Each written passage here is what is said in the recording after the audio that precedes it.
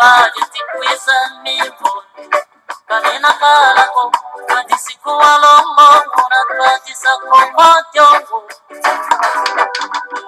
wamana fondasiwa sikwa pasandi wa moyo kangusika futula pokoka koka yake kukanaka kutita moyo kadikonga kutita moyo kadisumula kutita moyo kadikonga kutita moyo kadisumula kutita moyo kadikamwaye kutita moyo kadisumula kutita moyo kadikonga mwaye kadisumula kutita moyo kadikonga kutita moyo kadisumula kutita moyo kadikonga kutita moyo kadisumula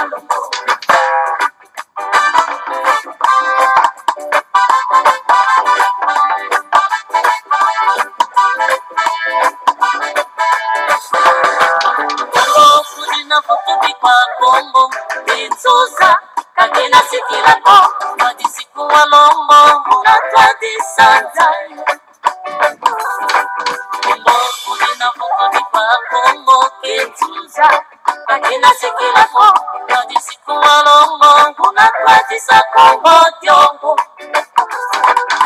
Bakwa Kitsuza Babosi Basikwa Bazandu Bamoyo Kamusika Futula Fokoka Foka Yaki Kanaka Kutija Moyo Kadikonga Kutija Moyo Kadisumula Kutija Moyo Kadikonga Kutija Moyo Kadisumula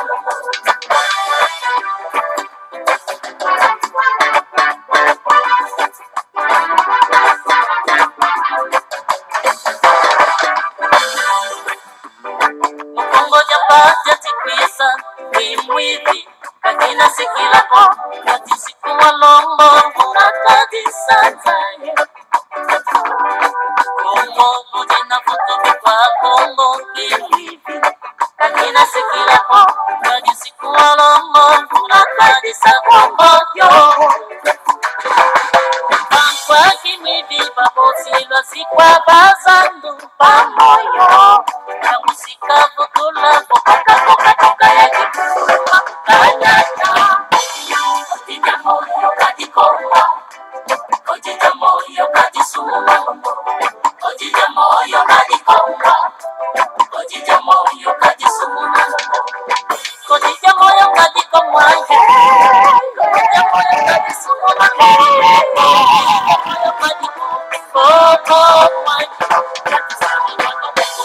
Kutija Moyo Kadikonga Kutija Moyo Kadisumula Kutija Moyo Kadikonga Kutija Moyo Kadisumula Kutija Moyo Kadikonga Kadisumula Lobo Kusikija ndija tete Kongo yengo kaka baleta tikasina Totumya bakuru bawo Kanzi Banzenza ya mode Toto wasompisa Ibogo Ibuza Kagena Kalako Kimwidi Kagena Kalako Ibondi Kagena Kalako Ngoja Papa Muzagara Nyayana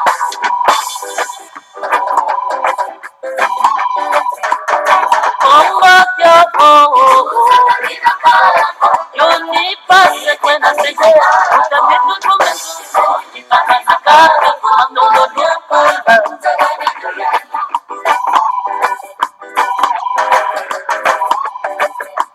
Mukongo Kyoko Kagena Kalako Utatafu Kagena Umba Kama Umba Mutantoya Kagena Zoro Kongo Tapasu Muzagara Buda Budu Mukongo Kyoko Mamantu Yidika Manaka Kaya Misiba Sumayaya Kagena Zongo Yaya Kiwa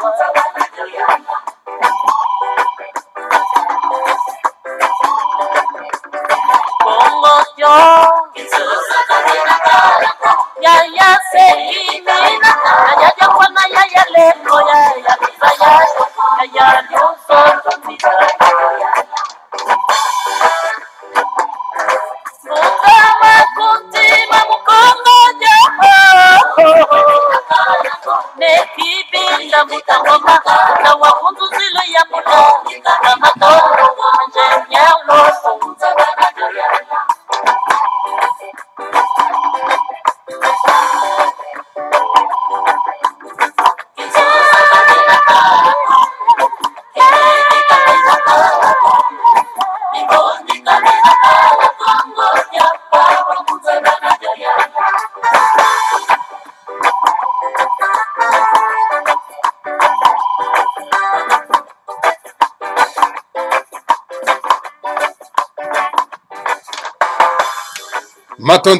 Matondo mingi soro penda bama batata bandeko wana ezali soro penda en tout cas lo yembo en tout cas ya bundu dia Congo bama batata bandeko donc kodi dia moyo donc la loi sacrée de Bena Congo. Alors bama batata bandeko bana lisanga timati bana dia Congo bololo tala biswana to ye lisusu na pokwa na lo bama batata bandeko pona ete to koka soro penda kosula biswana to ke komata na ngoma kaila bama batata bandeko pona ete to sopela bino bwanya bama batata bandeko bana lisanga timanti lelo ezali mokolo mwa mibale ya poso mokolo mwa tuku mibale ya sanza zomi na moko mobu ya koto mibale na zomi na mwambi bongo tokomi solo pena na ngongo ya zomi na mwambi na miniti zomi na moko awa na studio na bino studio na biso otobengi Congo bololo bama batata bandeko alors ezali wabino mbuta bopele bobala elingi koloba malamu koloba toye lisusu na pokwa na eropo toko akoloba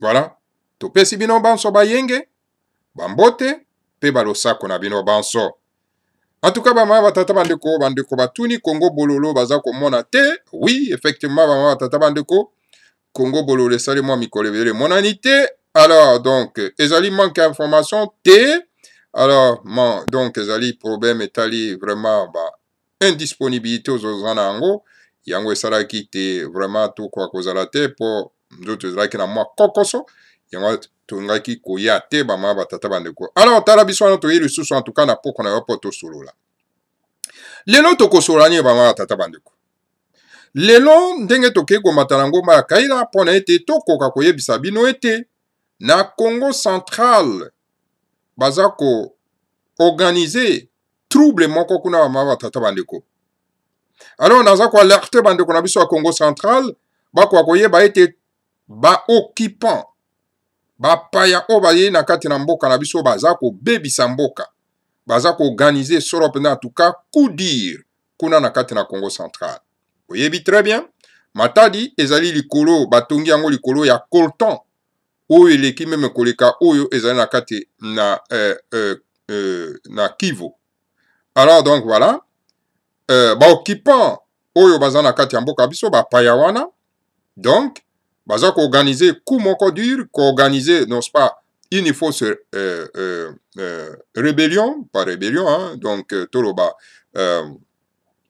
terrorisme na kati ya mboka wana bama tata bandeko parce que rébellion ezali bato batelemaka mpona kosopose non pas na bandeko na bango ba nationaux oyo baza kotambusa mboka te mais kasi biso tozali na occupation ya bapaya. Alors donc, tout ce qui peut arriver là-bas, ils allaient tout simplement que les bandes ya terroristes oyo baza ko organiser terrorisme na bango na kati ya mboka. Et voilà, bama batata bandeko. Donc, ba recruter bato na bango na mboka bapaya, selon les informations oyo tozana nango na disposition, bama batata bandeko, pona ete bake na ko semer trouble na kati na Congo central. Alors, bana Congo central bozali averti. Bozali averti. Alors esengeli botelema na bopikiliki bama batata bandeko. Deuxième sujet tokosolola lelo bama batata bandeko ezali likambo oyo etali origine ya monsieur Chadari. Chadari ce n'est pas un Congolais. Il ne fait pas partie non pas de la race bantou. Chadari c'est un Tutsi rwandais. Torobaki na bino awati. Monoko na biso en tout cas ezali tolobakake liloba ya banganga bama tata bando le grand maître Fumumanda se masira ikoloba ngwarobi dauphin nyonso oyo politika na mbe ya kobimisa bokenda bo gratte ye bokomona na kati na ye aza na sang ya batuti rwandais. Et voilà Chadari selon les informations nga nazwi awa en possession bama tata bandeko c'est un Tutsi rwandais. Alors sikoyo bino ba mama tata bandeko bana asomi ya mboka Congo la race bantu bozo kobunda po ete tolongola tuti rwandais na kombo Hippolyte Kanambe alias Joseph Kabila po bokenda ko remplacer isusu pa eno te tuti rwandais na kombo Shadari. Alors nga na kotangela bino le message comment envoyer ici ba mama tata bandeko bana lisanga antimati parce que tango tolobaki tozoloba boza koyoka te bozo belaka kombo ya Shadari. Ok, c'est un autre tuti rwandais oyo alingi kozwa bokonzi na kati ya mboka d'ailleurs kutu bapona mipe eza na yango te bamama batata bandeko. Deuxième point tokosolalio bamama batata bandeko baadepte ya ngwanda bamama batata bandeko baza na radio na bango kuna olie basokipe na makambo oyo etali solo mpenza antuka bapaya oyo bazobebisa mboka na biso. Alors bango baza kosokipe sikoyo na likambo etali le grand maître Fumwanda Nsemi ya kolobaka Fumwanda Nsemi. Donc c'est un séparatiste, c'est un tribaliste, etc. Bama batata bandeko bana lisanga antimati. Lelo na kobeta sete na likambo bama batata bandeko toyeba eloko ni babengi tribaliste bama batata bandeko. Parce que sengeli to kwa koyeba ete les tribus ezali biso batoto sali yango te, mais c'est le Seigneur à Congo, Dieu notre Dieu, moto a créé ba tribu. Et ceux qui ont mongala obotami mongala ezali choix na yo salaki na mokila molimo ya bangala po ete oya kobotama na eteni ya mabele ya bangala po okoka kobunda po kangola bango na paso bazana yango. Donc ozali na yo tribaliste, ozali na yo donc muto aye ko défendre sa nation naturelle parce que si les Bangala existent physiquement, na mokila molimo les Bangala existent. Donc, et mokili ya Mosuni, mokili ya molimo yangonde eza ko orienté, eza ko tambusa solo penda Bangala ya mokili ya Mosuni. Ndenge ni bakoki ko tambola. Alors dire que combattre le tribalisme, cela veut dire que vous combattre na watata nzamba pour tout parce que mutasala ki ya. Voilà les ignorants dangereux. Ok, les grands maîtres Fumwanda Nsemi fait que proclamer la vérité et que fait que mettre l'ordre na kati Afrique centrale parce que ordre na kati Afrique centrale était. Le Congo, c'est une création des berges, des colonialistes. Le Congo, ce n'est pas une création de nos ancêtres. Ce n'est pas la création de Dieu, le Seigneur à Congo. Le Congo existe physiquement parce que c'est une création, il y a ma berge, mais le Congo spirituel n'existe pas. C'est pour cette raison, donc, parce que le Congo spirituel n'existe pas. Le Congo spirituel existe, il y a parce que le Congo existait spirituellement pour que kuna na Congo spirituel et quoi orienté Congo physique ndenge ko tambola. Le Congo spirituel n'existe pas et voilà, c'est pour cette raison vautour de tous les coins et c'est pour cette raison les grands maîtres Fumwanda Nsemi aye pour na kotia ordre, c'est-à-dire que les Bangala doivent s'organiser et entrer en connexion avec le monde spirituel à Bangala. Les Bakongo doivent s'organiser et entrer en communion avec le monde spirituel de Bakongo. Les Baluba, eux aussi la même chose. Les Banande, les Balokele, etc. Mais les colonialistes, basali, en tout cas, et là, comme quoi, il y a Mabe. Parce que, biso na kati alisanga, oyo bayebike, donc, eko aboutir biso ne lo comme côté. Toko tourner en rond et que toko s'organiser te. Alors, yango wana omoni ba mama batata bandeko ba okende kozwa mopaya batie bino na moto amboka parce que bayebi que le Congo existe que physiquement mais pas spirituellement.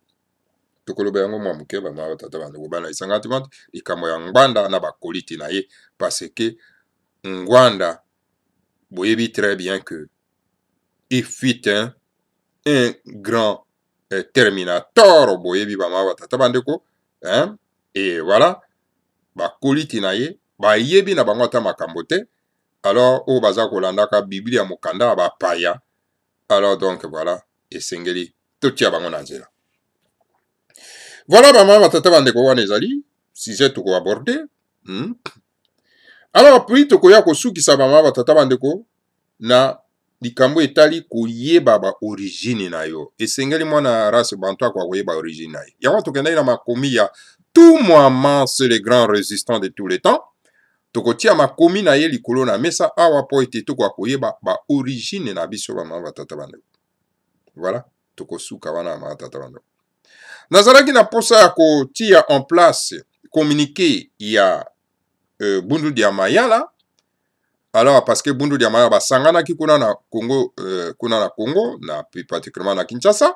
Alors basalaki déclaration, mais de toute façon na koti na kati ya Congo bololo po ete na kwa kozwa solo penda communiqué wana, mais nazali na incapacité totale ya kozwa communiqué wana pona ete na kwa kotia yango na à la portée ya bandeko na biso bamama batata bana. Mais mikolo eza koya tokotia yango pe tokolakisa pe lisusu en tout cas organisation oyo tobengi Fuma Congo, parce que eza na bandeko na biso baza koyeba te pourquoi les grands maîtres Fumanase makreaki Fuma Congo ezali te po combattre Bundu dia Mayala, mais au contraire ezalaki tout simplement organe moko oyo eko sala ete esangisa ba Congo ya diaspora pona ete bayeba origine na bango bamama batata bandeko bana isangati. Mais alors tokotala yango na Congo dieto 781 ezali wana, mais prochainement tokotanga yango bamama batata bandeko bana lisangati mati. Voilà. Alors bamama batata bandeko bana lisangati mati tikana nto banda nano na likambo oyo etali solo penda bamama batata bandeko ya moto oyo babengi Shadari. Namoni bandeko na biso bazako bunda, bazako sala ete o maponami, c'est comme si maponami eza na kati ya mboka wana. Ok, vous voyez très bien que devant les occupants maponami koyi kozala te bamama batata bandeko. Esengeli tolobana to ya koloba likambo etali Shadari. Kasi avant tokenda kuna tolobana likambo oyo batrouble baza koorganize kuna na Congo central. Na Congo central, baza ko organiser ba trouble moko makasi. Po te ba créer génocide ndenge likaki na kati ya Kasai, ndenge peza koleka kuna na kati ya Kivu wana tabande. Hippolyte Kanambe veut mettre KO na kati ya mboka wana. Mais mama batata bande. Est-ce que vraiment moi minorité moko ya bato boye penda ba ya kosaka na biso na kati ya mboka?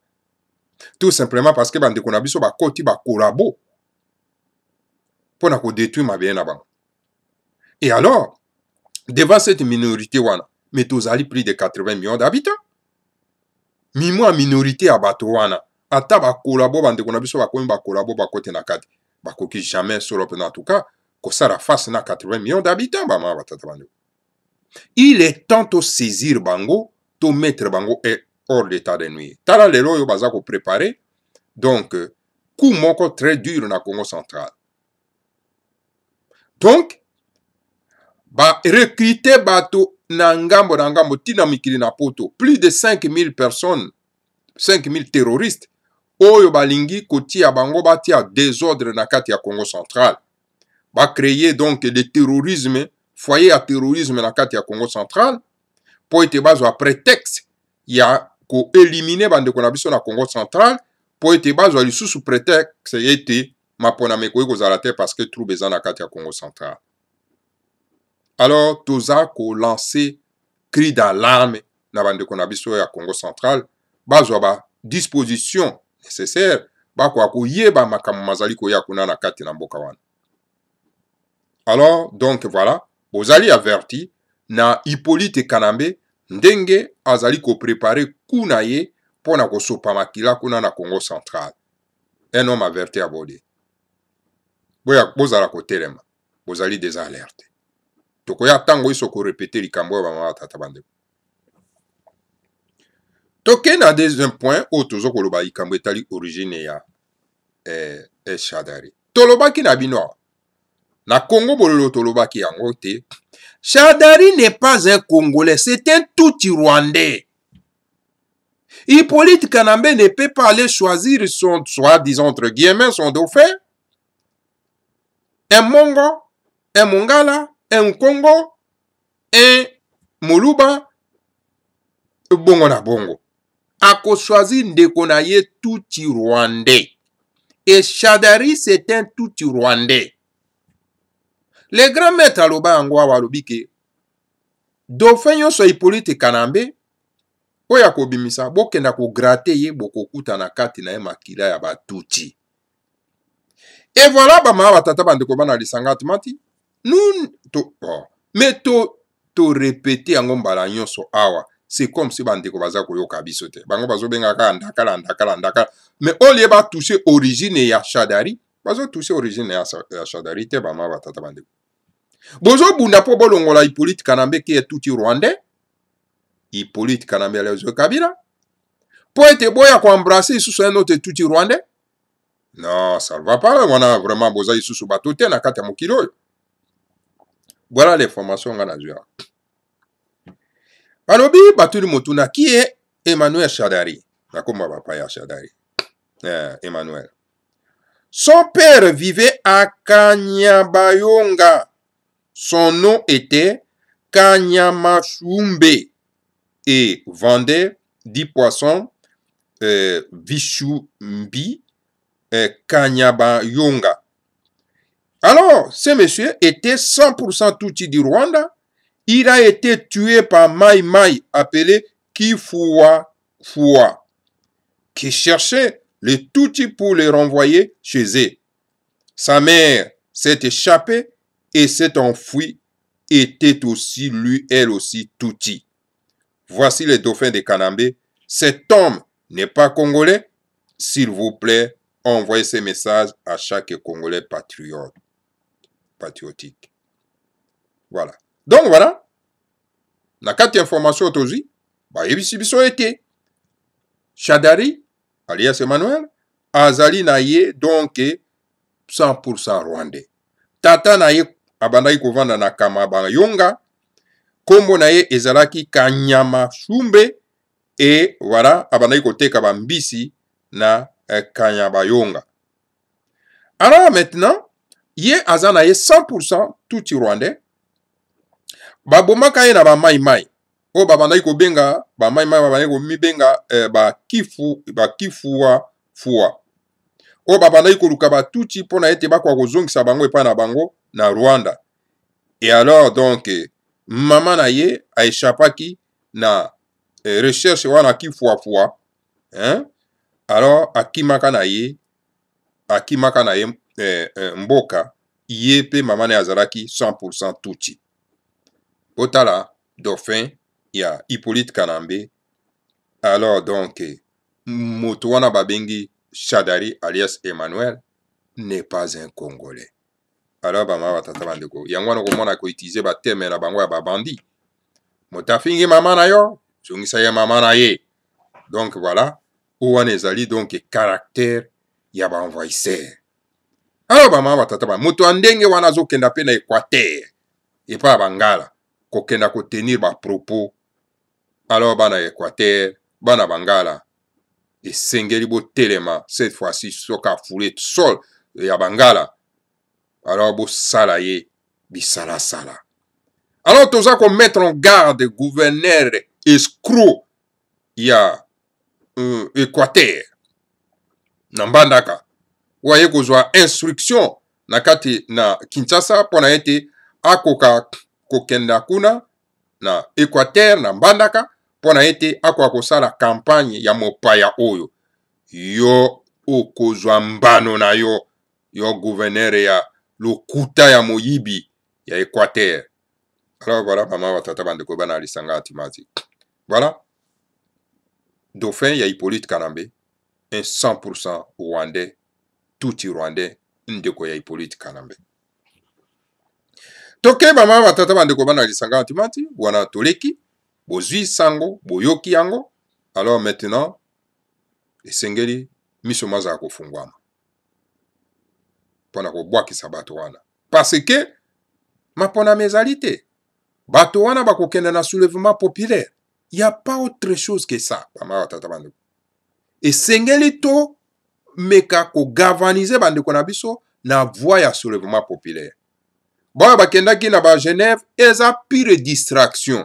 Bana musala bapaya bama batata bandeko. Bana vision te bama batata bandeko. Ole batia mécanisme ya soulèvement populaire pona ko benga na bato wana bango bazokenda kosala biso distraction ya kolukaka candidat commun pona ba élection. Donc, ce sont que des politiques ailleurs encore, une fois de plus,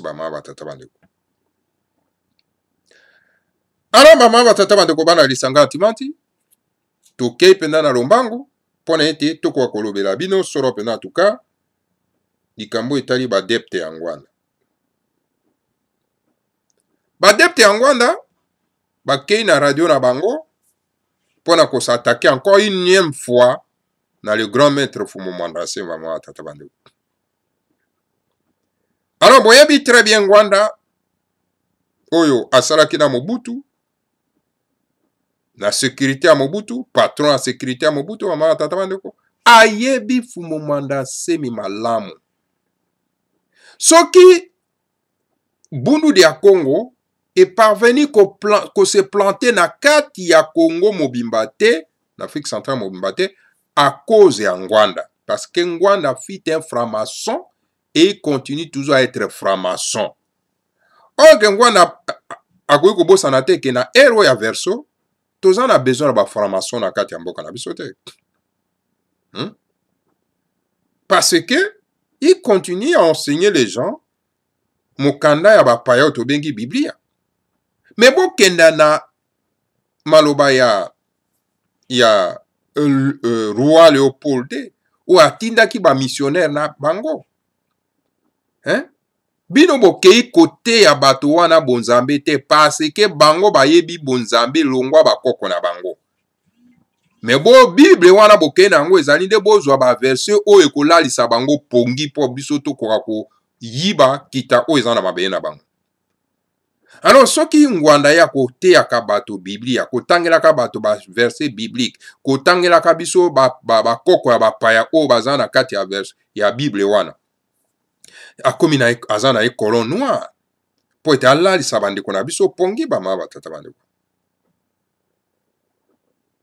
E moto aye kola musabato, le grand maître Fumu Mandase mi, pona ete tomi yeba po to se protéger, to se défendre.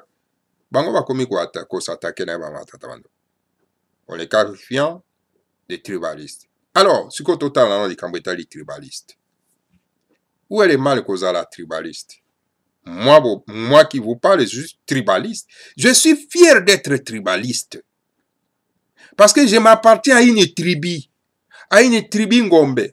Et cette tribu a été créée par le Seigneur à Congo. Donc, et le koyo surtout, le Seigneur à Congo a créé, ezali nécessaire pour la bonne moyen. Donc, le Seigneur à Congo a créé Nzete, Yoko Lobaete ozara contre Nzete. Le Seigneur à Congo a créé Mai, Yorobiko ozara contre Mai. Donc voilà, le Seigneur à Congo a créé des tribus qui sont, n'est-ce pas, des nations naturelles. Ceux qui Bangala Bazako existent physiquement, et il y a des Bangala spirituels. Parce que c'est par là, Toutaka, pour na été, Toya Gosala Mosala, il y a Bangala physique. Voilà, Bama Batata Bandeko. Et ceux qui Congo physique Bazako existent, il y a des Congo spirituels. Ceux qui baluba physique Bazako existent, il y a des baluba spirituels. Parce que, na mokili ya molimo, mabota oyo tozako mona na miso na biso, il y a des mabota oyo eza na kati ya mokili ya molimo. Mais le Congo, qui est une création en toute pièce, il y a ba colon, il y a ba colonialiste, bokande utuna ba belge bato basala kiango, ba koko na biso bato ba créa ki le Congo te. Congo a été créé par les colonialistes. Et le Congo existe physiquement, mais kati ya mokili ya molimo le Congo n'existe pas. C'est pour cette raison komona ke makambo malamu eza kotambola te na kati ya mboka wana, parce que tozwaka ba orientation ndenge ya kotambola na mokili ya molimo.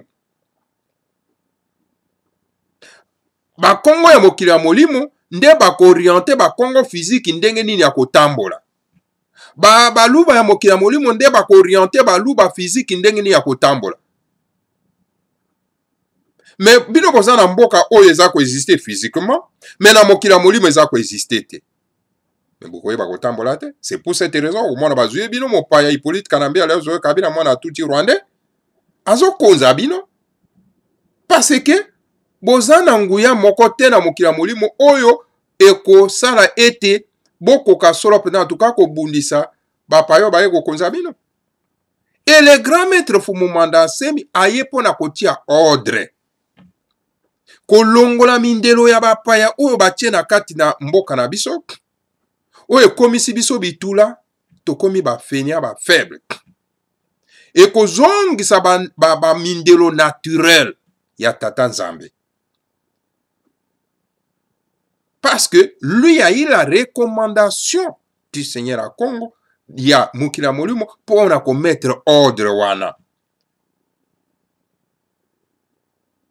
Alors donc ordre wana ezali bénéfique ya moko na biso, moko na moko wa biso, parce que tobosana tobunga.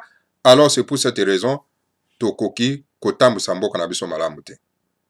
Esengeli bangala bakoka kozonga en connexion na mokili ya molimo ya bango ya bangala po ete bakoka kozwa bénédiction, bakoka kozwa nguya oyo ekouta mokili ya molimo ya bangala po ete bakoka kotambusa eteni ya bango ya mabele.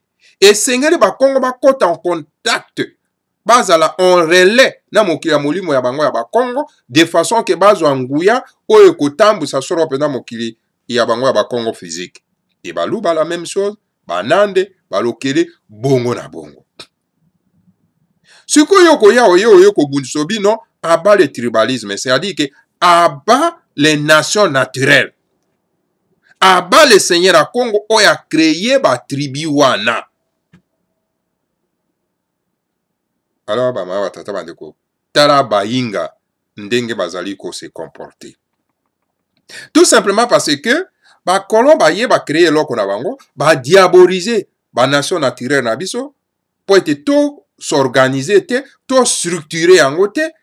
Alors to zalaka kaka yole la ndenge wana. Alors donc bino bokoti na kati bokomi na bino ba mindele ya poso moindo pona ko combattre donc mosala ya le Seigneur à Congo. Mais bokolonga te, bokolonga te. Tata Nzambe a créé banzete na ye, bokoki koluka te ke bobuka banzete wana bosisa yango, bokolonga te. Bozo kolukela nde, bozo komilukela nde liwa. Mais ere oyo ya verso ezali ere oyo ekeke oyo eye pona kotia ordre. Et le Seigneur à Congo na ere nyonso tu na ekeke nyonso tu atindaka toujours moto aya kotia ordre na esika na ye bama batata bando. Akotinda te nyama ya kotia ordre, akotinda kaka moto. Et soki la race noire ekoti na désordre, bakotinda kaka moto ya loposo moindo po akotia ordre wana. Akotinda mondele te akotia ordre. Akotinda mosungi ya mondele te akotia ordre. Soki kune pa mindele bazana désordre, bakotinda kaka moto ya mondele akotia ordre. Bakotinda moto moindo akanotia ordre kunade. Alors donc voilà, les acolytes de Ngwanda et moto na bango bayebi na bango makambo te, et voilà baza ko combattre ilikambo bango bayebi te, les ignorants dangereux bama batata bandeko bana lisanga timati. Bayebi tina ya tribu te, baza ko combattre tribu bama batata bandeko. Bato na bato bapesa bango ya bango mabele, esengeli kozala fier na mabele oyo bapesi bino bama batata, et bo honorer ba ancêtre na bino oyo bakufa na kati ya mabele wana. Donc voilà l'ignorance oyo bandeko na biso baza kotambola yango bama batata bano. Balobi non, fumu mwanda semi ase akufa, hein, donc voilà, etc. Mais fumu mwanda semi ase akufa. Mais il faut avoir un ignorant très dangereux. Mais combien de fois fumu mwanda semi abimisi ba vidéo awa to landi yango biso nyonso. Bongo sikoyo ba vidéo wana aza kosala eza kuuta na mokili ya molimo, hein? Bemba oyo asili lelo mino bakomi kuutilize ye, hein? Tanga bimi na prison, le grand maître fumu mwanda semi akomi Congo to pasali vidéo aza kopesa message pa ya ngwanda. Est-ce que vidéo wana asalaki asali yango na mokili ya molimo? Voilà le bayinga o baza kolanda ngwanda, parce que baza kozwa kiboyinga ya ngwanda baza kotambola nango bamama tata bando, hein? Mais situation oyo toza na yango, ngwanda ayebi fumu mwanda semi très bien. Soki ngwanda apesaka les moyens nécessaires epa fumu mwanda semi, nde le bukongo ekota na kati ya mboka na biso mobimba, nde toza na boyinga oyo toza nango lelo te, nde bapaya pe bakoki koya kokonza biso te, parce que le bukongo nous donne les valeurs morales et spirituelles pour tout kwa se défendre na yango, nde bapaya bayi kokotela biso na kati ya mboka te. A cause ya bangwanda oyo, parce que bakota na kati ya franc-maçonnerie, bapesa mokongo na bakoko na bango, bakoko na bango bakoma ba satana, bakoma ba diable, alors baza kokumisa bakoko bapaya, ba cook, ba polo, bongo ba Abraham, bongo na bongo. Voilà bato baindo, la race bantu, boyinga eza na bango ba tata bando. Alors et maintenant, on liye ba s'occuper na bapaya oyo baye kokonza biso, toza na bo moko po to combattre bapaya wana, non non, bango ba perdre cible na bango. Voilà bayinga, les bayinga, ba bizengi, bizengi, na lobi hein, boza ba bizengi, bino ba kolite ya ngbanda, boza ba bizengi. Bona chance bozwi pe radio boza koloba, lokola bato, ok ba chaku. Voilà ba mama batata bandeko bana lisanga timati, oyo na kokai kobeta mwa 7e muke, nesika wana, ya ba kolite ya ngwanda ba tata bandeko bana lisanga timati. Donc voilà pona ko sukisa lelo, mama batata bandeko, toko kenda solo pena atuka, na likambo etali koyeba ba origine na biso ba mama batata bandeko. Connaître tes origines. Awa, toke na makomi ya tout maman c'est le grand combattant. Ba mama batata bandeko. Et papi, na makomi na ye, azo yango toujours epa ya le grand maître fumu mwanda semi, ndenga azali kote. Yango wana aza koyebisa bandeko na biso, o baza na ba buku ya le grand maître fumu mwanda semi. Esengeli te ke bozwa yango boti yango na kati na ba placard na bino, po embellir ba armoire na bino, mais esengeli bokoka ko partager yango na bandeko banso po bazwa boyebi oyo. Na misiko ya bundu ya Congo elobi na biso ete, misiko 39 na kanisi bien, elobi na biso ete, esengeli ba mikanda ya le grand maître fumu mwanda semi soko za na yango, okoka solo pe ko tanga yango na bandeko mosusu, kokabola yango na bandeko mosusu po ete bango pe bazokoka kozwa boyebi non kobomba yango na kati ya ba placard na bino. Et voilà, tout maman fait ce travail et ngai pe naza kosala travail yango ba mama batata bandeko bana lisanga timati. Sache l'histoire du monde pour que tu puisses croître et devenir grand dans ce monde. Luka, histoire ya mokili, pona ete okoka kokola, bama tata bandeko, pona ete okoka kokoma monene na kati ya mokili oyo. Avant de rentrer dans le vif du sujet, je voudrais tout d'abord parler de l'étoile à 6 points. Avant que tu kokota solo penda en tout cas na mama likambo, na ngina lobela na likambo etali solo penda, hein, monzoto ya ngambo motoba. Cette étoile à 6 pointes se trouve dans plusieurs traditions en Afrique, en Asie et en Amérique ancienne. Et chaque tradition donne à cette étoile une signification spécifique et particulière. Na kati ya étoile wana ya eza na ngambo motoba ezali solo pena na kati ya bokoko na biso ya Afrique, na kati ya Katsopa, na Asie pe na Amérique ya kala. Et na chaque tradition eza kopesa étoile wana signification nango spécifique oyo esengeli oyo elongobani toloka. Dans la tradition Congo, on parle de Makuku Matatu Malamba Congo, les 3 ancêtres Tchakupanzo Nzinga, dont le symbole est le triangle qui symbolise le roi, les prêtres et les forgerons. On s'adresse, en d'autres termes, l'esprit, âme et le corps. Bon, au moment on a dit Israël, le mot Israël vient de Isis, Ra et El. C'est un nom qu'on a pris na kati na Égypte. Awa, tout moment, ça za koloba, ça kobeta 7 awa, alobi. Alobi boy. Alobi, na kati ya tradition Congo na bokoko ya Congo, baza koloba likambo etali Makuku Matatu Malamba Congo. C'est-à-dire que bakoko misato ya koko Ntsaku, Mpanzu, Nzinga. Et papi, baza ko symboliser yango na triangle. Ozomona. Ou ezali ko symboliser roi, prêtre et forgeron. Donc, Nkumu, Nkumu, tobengi roi, prêtre, molakisi, et puis boyebi, ou etali solo penda forgeron, c'est-à-dire kosala msala ya maboko bongo na bongo. En d'autres termes, babengi yango elimo, ame ya moto, et puis njoto.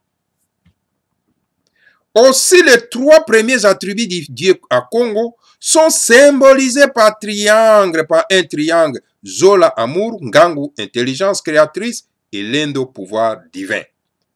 Et yango wana en tout cas, na premier attribut à le Seigneur à Congo, yanzambe à Pongo Turendo, baza ko symboliser yango na triangle plutôt. Elingi koloba Zola, c'est-à-dire que bolingo, Ngangu, elingi koloba boanya pe mayele, et puis Lendo elingi koloba bokonzi.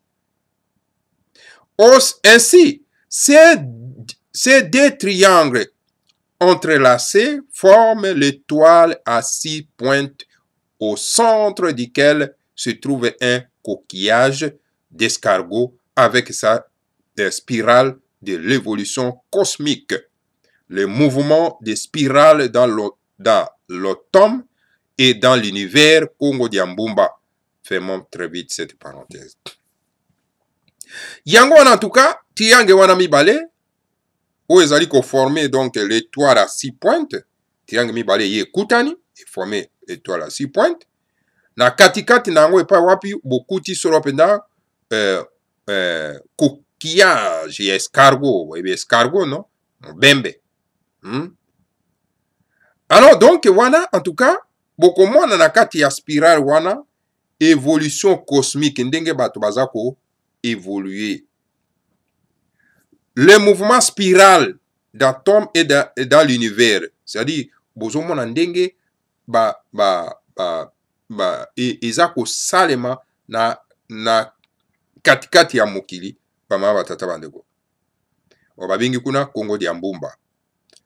Donc le grand maître Fomandasem n'a pas voulu aller beaucoup plus loin na explication ya mwana tolobi tokangi solo penda bikuke mutu ampuku o bandeko moso balobaka. Voici ce que dit la tradition Congo que prône Bundu dia Congo, ingeta ibobo ibobo. Ndenge tradition Congo, ndenge za ko expliquer likambo etali solo penda et triangle wana.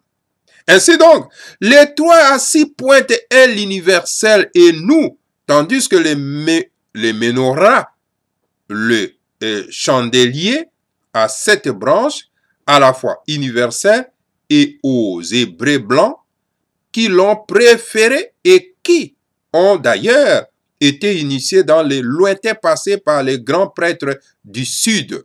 Voilà la pure vérité, a dit le grand maître de la sagesse Congo, Longia Congo de Makanda de Mandase. Yangwano moni étoile à 6 pointes, oyo ezali donc universel et pas na biso, tandis que les menorahs, oyo ezali chandelier ya 7 branches, bomonaka oyo ezalaka epai ya bayuda, hein?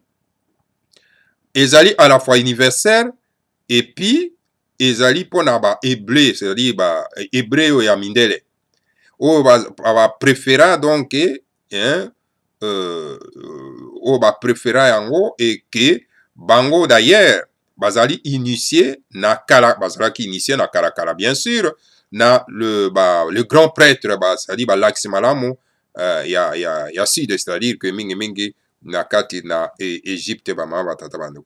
Voilà vérité ya solo penda oyo bokoki koyeba na esika wana bamatata bandeko. Moni ba hébreu oyo mindele bazwaki initiation na kati epai ya baindo na kala bamatata bandeko, plus particulièrement na mboka ya Ekipata.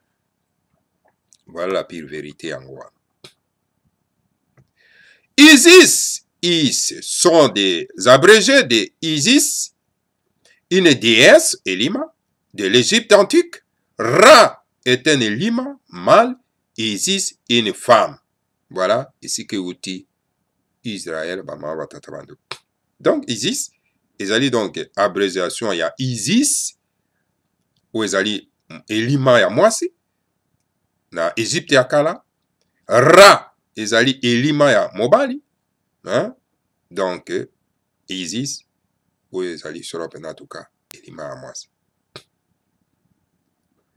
Après avoir lu un passage du livre Le mystère du Kikongo, où Fumumandansemi explique les liens profonds entre la langue Kikongo et la langue hébraïque, ainsi que l'écriture de Banabi Congo et l'écriture hébreu. J'ai étudié quelques livres de la Kabbale juive, Sefer Yetzira. Alors, oui, au moni, na passage à livre ya mystère du Congo, ce qui bato bazana livre ya mystère du Congo, beaucoup a été Fumumandansemi a expliqué vraiment en profondeur Kikongo, hein, le côté à Kikongo, puis dans le côté ya Bayuda, hein, et puis na écriture na makomi ya Banabi Congo, écriture, puis na écriture ya Hébreu. Et puis, wapi, en tout cas, ye a yekoraki quelques livres yaba Kabbale juif. Et puis, wapi, ye a jouaki un peu connaissance pendant que Luka ko comparer là-dessus. Dans ma jeunesse, j'avais appris un peu de Kabbale juive, car je m'intéressais à la compréhension de la Torah. Ye na bo linge na ye, abandai ko yekola soro en tout cas. Kabbale juif pour être à compréhension et à Torah. Pourquoi? Car la culture hébreu est née dans la vallée du Nil sous la conduite des grands prêtres solaires d'Ekipata, Égypte. Les Abraham, les Moïse, les Jésus, tous furent initiés au mystère des Noirs égyptiens. Donc voilà, Bokoko ya hébreu et botami na vallée à Nil. Na nzela ya ba prêtre soleil Ekipata, c'est-à-dire ba prêtre bakoko na biso bazalaki solo pena na Ekipata, bango solo pena en tout cas bazalaki ba grand prêtre. Et puis ba Abraham, ba Moïse, ba Jésus bakendaki kuna pona kozwa initiation, hein, et puis ba noir ya bakoko na biso bazalaki kuna na Ekipata ba tata bandeko. Et quand koyoka ba kwa mobenga azoloba oh non, donc Abraham azali koko na biso, Abraham azali songolo pakala, tout ça là bango tu azalaki ba indo, voilà la foutaise alors ndeko esengeli akoka koyekola kotanga mingi po ete akoka koma grand. Donc voilà. Donc je m'intéressais donc à l'écriture des 10 Cananéens, car ce sont eux qui furent le premier habitant du pays de Cana en Kikongo. Donc voilà, na lobi, tout moment ça lobi, je m'intéressais vraiment donc na écriture ya ba Cananéens, pambate, ba Cananéens bango bazalaki ba premier habitant ya mboka ya Cana. Donc la Torah juive parlait de mes ancêtres les Cananéens Mukana Wanzambi. Donc Torah et bandai koloba ba koko ya ba koko donc ya ba Cananéens oyo to bengi na Kikongo Mukana Wanzambi. Leur écriture est à l'origine de l'écriture actuelle des Juifs blancs. Écriture na bango ezali écriture ya lelo ya ba Juifs ya mindele. En effet, le Mukana Wanzambi, les Cananéens, les ailés des dieux étaient des races noires, étaient des ancêtres de Benakongo actuels. Donc voilà, ba Cananéens, oyo bazalaki solo penda ba otobenga bango ba zélé des dieux, c'est-à-dire que ba race noire, bango bazalaki ba koko ya ba Benakongo actuel. La sagesse des initiés Congo dit ceci. Tola na bokebi nyonso. Tola na nano. Ndenge ni eza koloba. Tuenda kweto kukana. Allons-nous au pays de Cana. Tokenda na mboka ya ba Cana. Fumu Mwandansemi nous dit ceci dans la brochure intitulée Le mystère du Congo, du Kikongo plutôt, à la page 21-22. Alors, Fumwadase Mazako lobela biso na kati ya brochure na ye oya komaki, le mystère du Kikongo na page 21-22. Alors, bibo. L'écriture des anciens sémites noirs contenait 22 lettres. L'écriture secrète des grands Nabi Congo, fondateur du royaume du Congo d'Antotila, contient 22 lettres, dont 17 sont les mêmes que celles des anciens sémites noirs, descendants de l'ancêtre sémite. Alors, bi, omoni makomi ya ba ancien sémite noir oyo ezali na 22 lettres ezali écriture secrète ya mabombami oyo ba grand na bikongo ba fondateur ya royaume ya Congo ya Totila ezalaki contenu na ba 22 lettres. Alors epa wapi en tout cas 17 ezalaki même lokola ya ba ancien sémite noir oyo bazali ba descendant ya ba ancêtre sémite. Ainsi, depuis sa sagesse, tout maman s'est aimé porter à son cou une étoile à 6 pointes. Yangwana na bomwana nae ya tout maman s'est abanaik toujours kolata donc na kingo nae symbole ya 6 étoiles. Il y a 6 pointes plutôt, étoile il y a 6 pointes. Après avoir appris les secrets de ces 22 lettres des anciens sémites noirs, tout maman avait dessiné une étoile à 6 pointes dont les 6 alvéoles étaient inscrits en écriture secrète de Banabi Congo, le nom sacré à Congo. Alors voilà, yangwana tango a yekoli sekere, il y a 22 lettres, il y a ancien sémite noir, il y a sémite akala. Alors tout maman donc avait dessiné à dessiner qui étoile et à 6 pointes et puis ils en a 6 alvéoles et puis et komami écriture ya mabombami ya ba Banabi Congo, c'est-à-dire que Kombo sacré ya a Congo ya Nzambe ya Pongo Tulendo. Tout maman c'est en compagnie de Mbuta Omotunde. Quand il était le gérant de la libraire dénommée Amati, porte dans son cou cette fameuse étoile à 6 pointes. Mbuta Omotunde avait été invité par Toumamase pour des dédicaces de ses ouvrages et aussi faire sa première conférence en Martinique. Il demanda donc à un artisan bijoutiers, donc, un forgeron manipulant les faits et lors de lui réaliser les pentagrammes sacrés qu'il avait dessinés.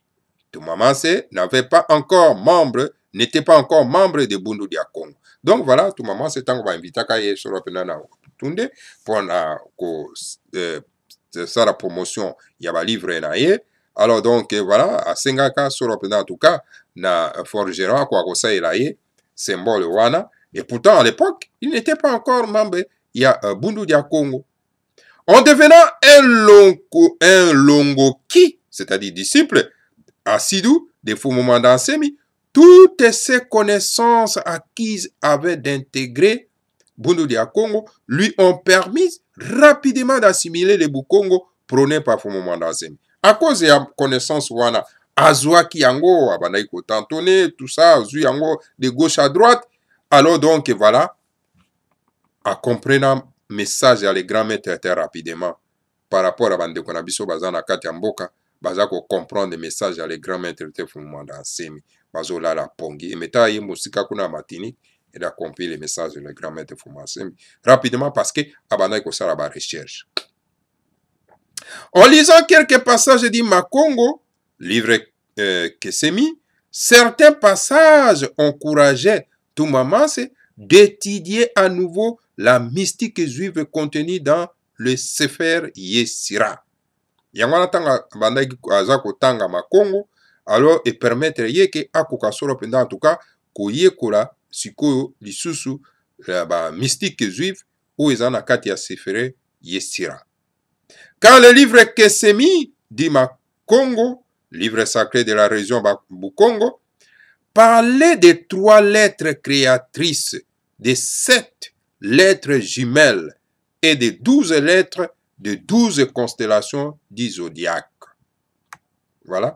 Parce que, quand il y a beaucoup de Bukongo, les livres sacrés, parce que, si beaucoup de bango ya Monsanto, Bibli ezali buku na biso ya Monsanto te comme prétend ndeko na biso mobenga ou aza ko se foncer na kati ya poto lokola ngulu. Alors donc voilà, ok biso toza des na livre sacré kanda Monsanto na biso to bengi yango Makongo ou ezali na mabomba même na biso na kati ba mama batata bandeko et papi ezali koloba. Donc les 3 lettres créatrices, il y a 7 lettres jumelles et puis 12 lettres, il y a 12 constellations, il y a 10 zodiaques. Le livre kabbalistique Sefer Yesira parle aussi de cela. Je ne développerai pas ce sujet concernant ces 22 lettres sacrées de Banabi Congo, secret des initiés du Bukongo. En fermant cette parenthèse. Non?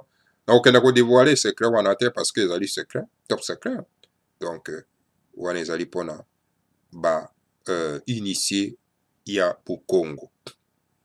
Ce que je peux dire concernant ces 22 lettres dites hébreux, elles proviennent donc de l'écriture de Mukana Wanzambi, des zélés des dieux contre, dont plutôt le roi prêtre Melchisedec était le grand maître du Bukongo.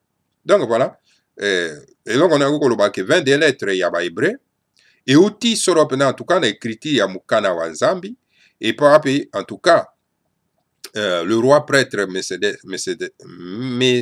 Melchisedec donc ou azalaki donc les grands initiés ou azalaki les grands maîtres ya Bukongo ba batata bande que par rapport ba Abraham ba nani tout ça patati pataba kenda ko joindre initiation. Ces grands prêtres noirs de la religion solaire Kinzambi qui a Congo qui initiaient le jeune Mindele Abraham au mystère du ciel et de la terre.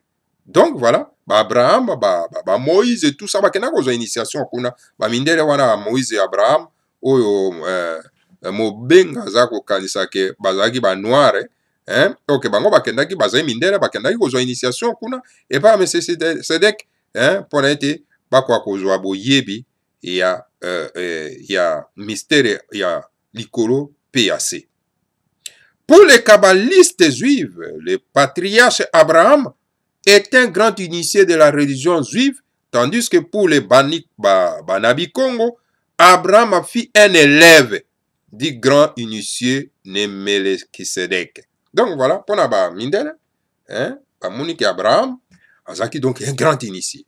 Mais tandis que pour la biso baindo, donc Abraham aseneke mwana muke, akena na élève, akena na koyekola, et pas Melchisedec wazalaki solo pena détenteur, n'est-ce pas, ya bukongo ba tata bande ko bana 50 et pas biso baindo. Donc bozo yekola mwa makambo moko ya mike ba tata bande bozo kumisa ba Abraham. Ok, bazaki na bango ba élève. En tout cas, tous les noms utilisés par les rabbis juifs pour désigner les 22 lettres hébraïques, étrangement, ont les mêmes noms que les 22 lettres sacrées de Banabi Congo.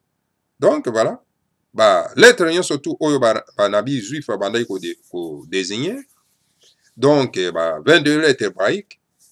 Au monake, nous surtout, ils allaient 22 lettres sacrées à Yabanabi Congo. Je donnerai 7 exemples seulement. Aleph, en hébreu, provient de Alephi, en Kikongo pire. BF, en hébreu, provient plutôt de Beta, en Kikongo pire. Gumel, en hébreu, provient de Gemeli, en Kikongo pire. Dalet, en hébreu, provient donc de Daleta, en Kikongo pire. He, en hébreu, est similaire au He, en Kikongo pire. Vav, en hébreu, provient de Vavi, en Kikongo pire. Zaini, en hébreu, provient de Zaini, en Kikongo pire, etc. Bon, la bon. À quoi ressemble donc l'écriture de Banabi Congo? À cela dit tout Mamasi. Savez-vous que l'écriture de Sefer Torah est dite fait noir sur fait blanc? Est-ce que vous voyez bien? La couleur noire représente l'encre. Le son de Torah évoque l'idée de vie, de force et du mouvement contenu dans le texte.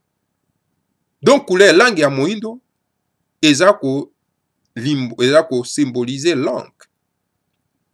Donc, makila ya Torah, ezako évoquer likanisi ya bomoi, nguya, ozali na mouvement. Alors, la couleur blanche représente support. Couleur blanche, c'est ça qu'on symbolise tout simplement support. C'est le fait noir de l'encre des 22 lettres hébreux qui maintient et préserve les mystères des espaces blancs. Ces pouvoirs, les lettres doivent toujours être tracées en noir et jamais en blanc. Car disent les grands kabbalistes juifs blancs, tracer les lettres en blanc sur du noir, c'est-à-dire en fait blanc sur fait noir, annihile tous les espoirs du monde à venir, le Olam Haba.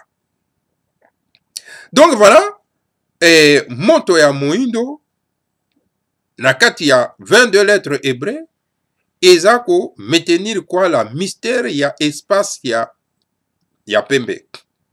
Alors yango wana omoni lettre wana esengeli mama tata bande ko kosala tracé na langi ya moindo et jamais na langue ya pembe. Pamba te ba grand kabbaliste juif mindele bango baza ko tracé donc na mokoloto ya pembe na katikati ya langue ya moindo. C'est-à-dire que moto ya pembe na likolo ya moto ya moindo. Alors donc wana nesika wana espoir ya mokili eza kokenda na ularo. La Kabbale enseigne que les mystères contenus dans le blanc apparaîtront avec l'avènement messianique, l'heure du verso, tandu kiakinatimasa. Abi Kabbale eza kote ya ete mystère ou eza na kati ya pembe ekoya kobima na tango ya événement messianique ya ère ya verso oyo tobengaka tandu kinatimasa oyo toza nango lelo bama tata bandeko. Et les grands Nabi-Congo enseignent ceci dans leur mazikwa secret que, alors bah Nabi-Congo, baza kwa enseigne yango, na mazikwa secret que, les Boukongo enseignent que lorsque les dieux à Congo cachent le mystère de l'univers Congo d'Yambumba, ils portent la couleur noire. Mais tandis que lorsque le Seigneur à Congo dévoile ces mystères, ils portent la couleur blanche. Alors, nakati ya Bukongo baza ko enseigner biso ete tango tata nzambe ya pongo tulendo po abomba solo penda atuka ma bomba mina ye na kati na mokili abomba kayango solo penda atuka na langi ya moindo. Mais tango le Seigneur à Congo alingi ko bimisa solo penda ma bomba mina ye abimisa kayango na langi ya pembe. Ainsi donc, la couleur noire est la couleur de l'ange qui cache le mystère de l'univers. Yonga langi ya moindo ezali langi ya mabombami ou ezali ko bomba solo pena ba sekere ya tata nzambe na kati na mokili ya molimo wa ma tata bandeko.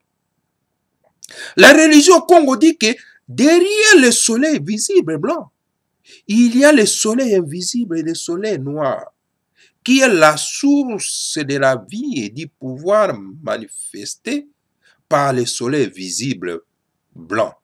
Alors, na katina religion Congo, baza kolobake na sima ya moi ezali ko bombama solo pena en tout cas moi ya ezali ko bombama solo pena iloko oyo ya pembe bama batata bandeko.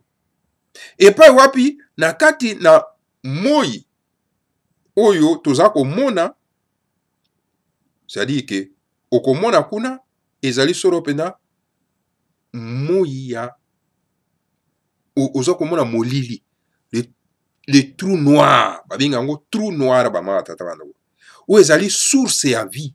Trou noir wana ezali source ya vie, pouvoir manifester il y a soleil visible. Et le soleil visible, c'est toujours mon éclairage. Il y a un soleil visible. Le visible, c'est le corps, tandis que l'invisible, c'est le noir. L'esprit omnipotent, l'âme de Dieu.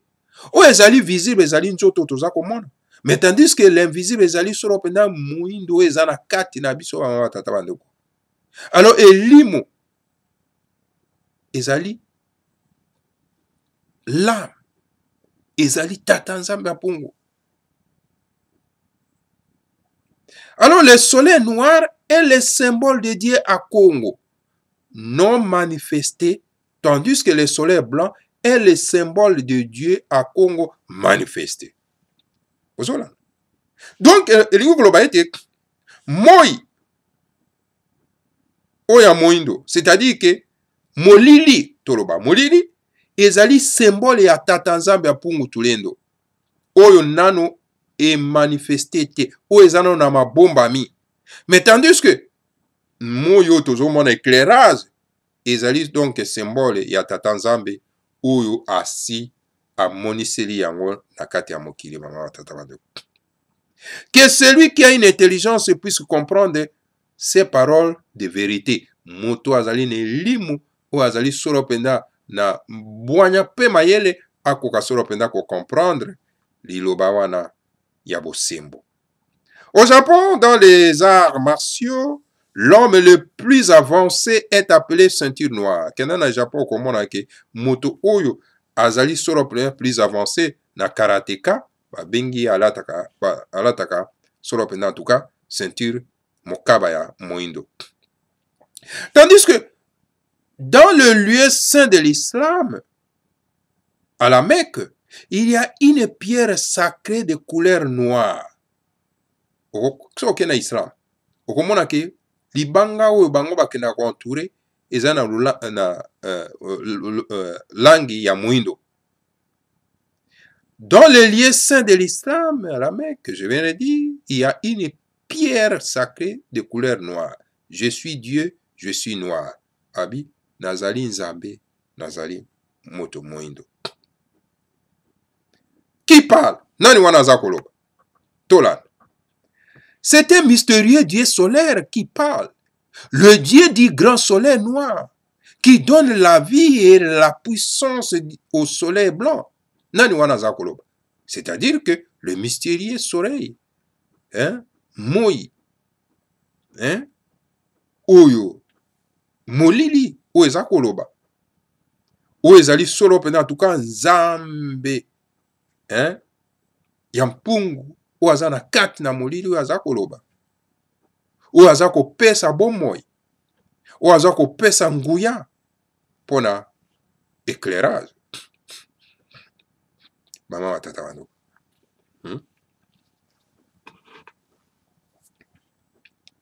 Silence secret des initiés Congo dit Boutele. D'un point de vue mystique, le vin des lettres sacrées sont les vêtements d'énergie subtile et ont pour fonction plutôt de matérialiser l'émanation de la lumière divine. Au moni, na point de vue mystique, boyebi, le vin des lettres sacrées, oyo, ezana kat na bilamba, ya énergie subtile. Yango ezali fonction ya, donc likambo oyo ezali ko monisama, oyo ezali ko bima, oyo ezali na polele ya tata nzambe. Pour les kabbalistes, les lettres de l'alphabet hébreu incarnent en effet les énergies divines dirigeant et créant l'univers matériel. Et lorsque nous prononçons une lettre de cet alphabet, nous éveillons son essence spirituelle et créons des formes saintes capables d'accéder plutôt à la source merveilleuse de l'émanation d'où elles proviennent. Omani? Na kabbaliste, lettre ya alphabet ya ba hébreu, bango, en tout cas, eza ko incarné donc énergie ya tata nzambe. Ou eza ko c'est créé na kati ya univers matériel. Et lorsque tango oyo o prononcer lettre wana ya alphabet, donc oza ko lamusa solo penda en tout cas nguya ya molimo, ou eza ko créer solo penda en tout cas nguya ou ezali capable ya ko accéder na kati ya source merveilleuse ya émanation, c'est-à-dire sika nguya eza ko uta. Alors que dire des lettres originelles de Banabi Congo, mère de l'écriture hébreu.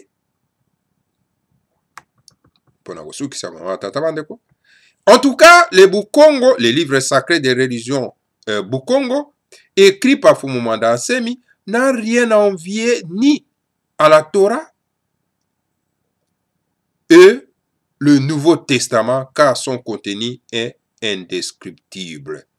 Omani na kati ya Makongo, Fumu to mwenda za la fiere ya koza na livre mokana mo santo na bango, to bengi Makongo, parce que soki boyebi bozu boyebi eza na kati, okomona kutu ba livre wana ya ba Bible, ba Nouveau Testament, eza mwa biloko moko, eza ta na poate na nguya te ba mawa tata bandeko. Eza ta na nguya te. Un passage de livre Kesimi dit ceci. Bana sambodia bakuru taku banata bisomno nsambodia bien nsema mapinanza nsambodia kasi bana batatu bankulu nimi nsabo bakulu batatu bakanda bya bena Congo banata bisono bitatu bya sema tia mupepe yemaza. Fin de citation. Hébreu, ceux qui apprennent le Kikongo de Manianga, Makasi a dit tout mamancer de Kikongo pire parlé par les adeptes de Bundu à Congo. Heureux plutôt de ceux qui apprennent le Kikongo pire. Donc, et c'est mon abawe baza kozwa Kikongo ya Manianga, makasi parce que yango ezali Kikongo pire oyo ba adepte ya Bundu ya Congo baza koloba. Mais tandis que là me dit Makaba dit ceci: Mono Makaba, Makaba Zola Ngangu Yelendo. C'est moi les Makaba qui donne l'amour, la lumière, l'intelligence et l'amour et le pouvoir, je vais dire. Donc c'est moi les Makaba qui donne l'amour et Zalinga Makaba Motonaza Kopesa Bolingo. La lumière, l'intelligence, Mwinda Pe Boyebi et le pouvoir Penguya Bokonzi. Bama Batata Bandeko. Voilà. Voilà en déplacé. Solo en tout cas. To Yeko Sukisa Bama Batata Bandeko. Tandis que là me dit Makaba dit ceci: Mono Makaba Wakaba Zola Ngangu Yelendo. C'est moi les Makaba qui donne l'amour, la lumière, l'intelligence et le pouvoir. Voilà. Ce qui vous yebi yango. Ne ozui solo en tout cas vous yebi Bama Batata Bandeko. Voilà Bama Batata Bandeko bana lisanga timanti. Wana ouf to memela kibino connaissance nguya Bama Batata Bandeko bana lisanga timanti. Bo kote na Bundu ya Congo po bozwa connaissance. Oleki bo vandera bino makamba ba tente wana ba Bible. Ezali vraiment perte du temps. Bama Batata Bandeko esika boyebe ezali ndia makambo ezali ebele na kati na Bukongo Bama Batata Bandeko. Cet homme qu'on appelle Fumu Mwanda Nsemi, c'est vraiment un extraterrestre. Bama Batata Bandeko.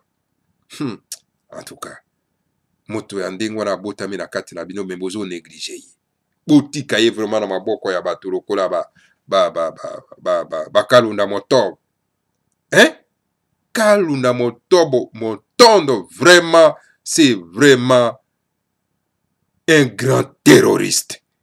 Moto wana na ebite soki bana na ye vraiment bako ko baka ko vana na planète oyo. Bama Batata Bandeko. Voilà. Bama Batata Bandeko ana komi na suka.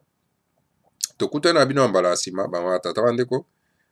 Bolimbisi na ndenge ezwi biso tamolai parce que ezalaki nécessaire poto kwa kotanga yango. Bien que difficulté pe ya kotanga ezalaki, lumière eza penda très forte était. Alors donc yango tozaki na difficulté pe ya kotanga Bama Batata Bandeko bana isangantimati. Voilà. Matondo mingi na bino banso, tokute na bino toujours mbala asima. Si 3 fois 2 Radio Kacho Papango P Congo Bololo. Voilà. Que le Seigneur à Congo vous bénisse tous. Bénisse Fumu Mwanda Nsemi. Bénisse la République fédérale du Congo.